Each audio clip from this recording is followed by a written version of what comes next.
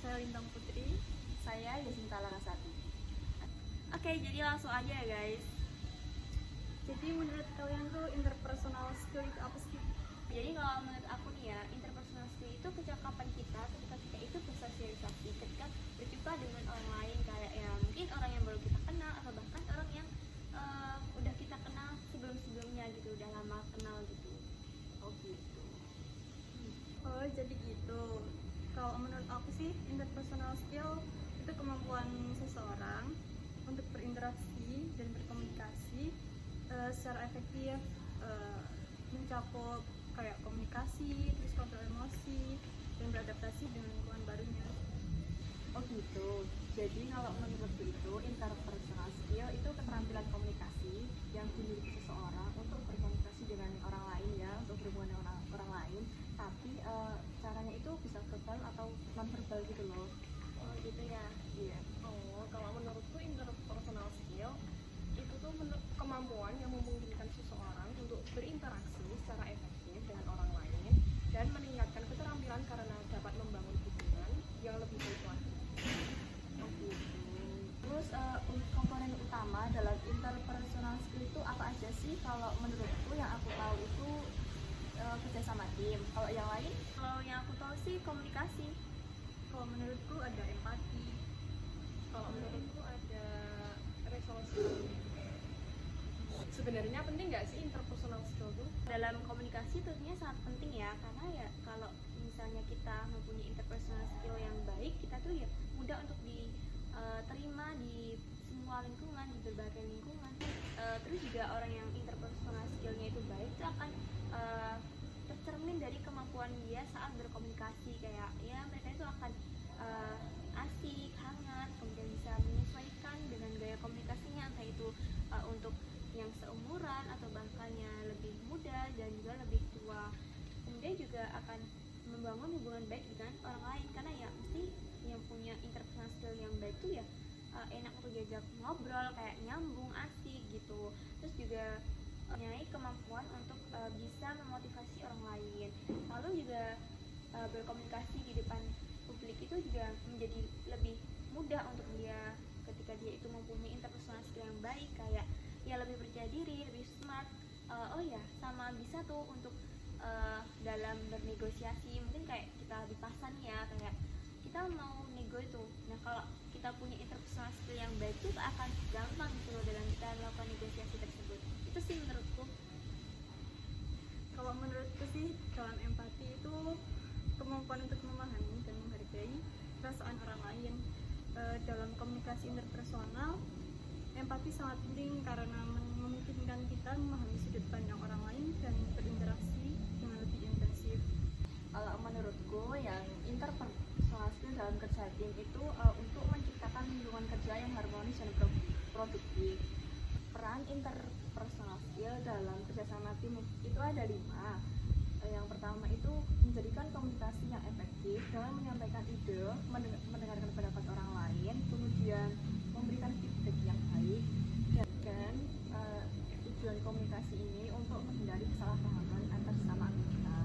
Terus yang kedua itu ada motivasi dan dukungan dalam tim untuk menjaga semangat dan kesabaran untuk sesama anggota tim. Terus untuk yang ketiga itu ada kepercayaan dan kejujuran dalam anggota tim. Ini tujuannya sebagai fondasi atau dasar supaya tidak ada miskomunikasi antar sesama anggota. Terus yang keempat itu ada kolaborasi dan koordinasi sebagai fondasi untuk mencapai tujuan bersama. Dan yang terakhir itu terbuka untuk menerima saran dan kritik sebagai masukan dalam pemecahan konflik dalam tim. Itu aja sih menurutku. Kalau menurutku interpersonal skill itu resolusi konflik. Nah, resolusi konflik itu proses menyelesaikan masalah atau perselisihan antara dua atau lebih. Nah, konflik ini dapat muncul dari perbedaan pendapat atau kebutuhan apapun itu yang tidak terpenuhi, dan juga dapat menyelesaikan konflik dengan cara yang konstruktif, sangat penting untuk menjaga hubungan interpersonal yang sehat. Nah, caranya itu bisa dengan mediasi. Nah, itu dengan cara menggunakan pihak ketiga yang netral untuk membantu menyelesaikan masalah konflik. Cara yang kedua bisa dengan arbitrasi. Nah, arbitrasi itu meminta pihak ketiga untuk membuat keputusan yang mengikat bagi semua pihak. Yang ketiga bisa dengan diskusi terbuka, yaitu mengadakan pertemuan untuk membahas masalah-masalah secara langsung dan transparan. Nah, manfaat resolusi konflik itu yang pertama meningkatkan hubungan, maksudnya itu dengan menyelesaikan yang baik dengan memperkuat hubungan antara individu atau kelompok. Yang kedua, mendorong kolaborasi, yaitu dengan mengembangkan keterampilan, kerjasama, dan meningkatkan produktivitas. Yang ketiga itu mencegah konflik di masa depan, yaitu dengan memahami dan menyelesaikan masalah dengan baik dapat mengurangi kemungkinan terjadinya perselisihan di masa mendatang. Nah, menurutku itu sih. Oh iya, kan kalau aku lagi ngumpul sama teman-teman gitu, pasti pas mau mulai percakapan gitu susah. Terus pas nyoba itu malah garing jadinya. Terus ada tips gak sih biar gampang gaul gitu?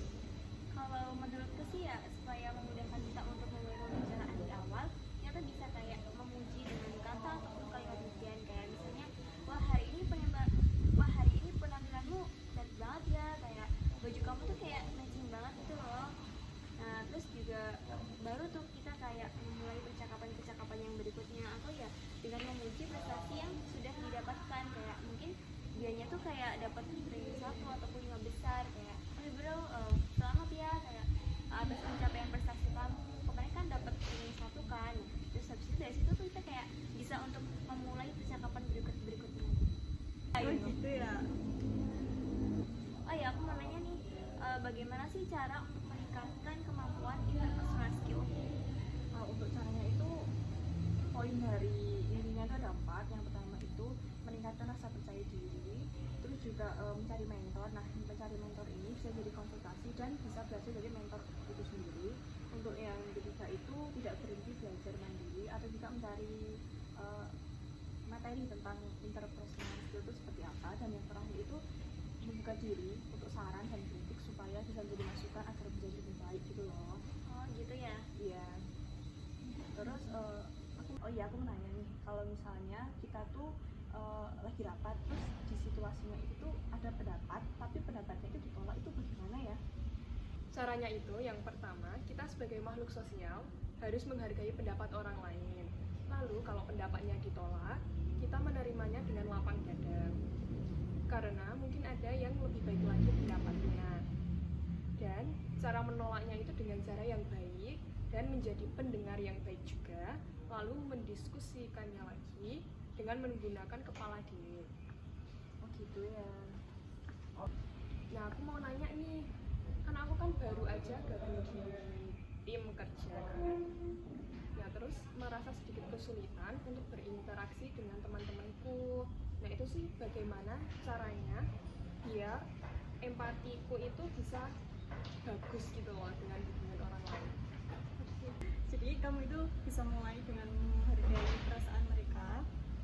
Terus selanjutnya itu kamu bisa mendengarkan secara aktif, bisa mendengarkan saran dan kritik yang mereka sampaikan.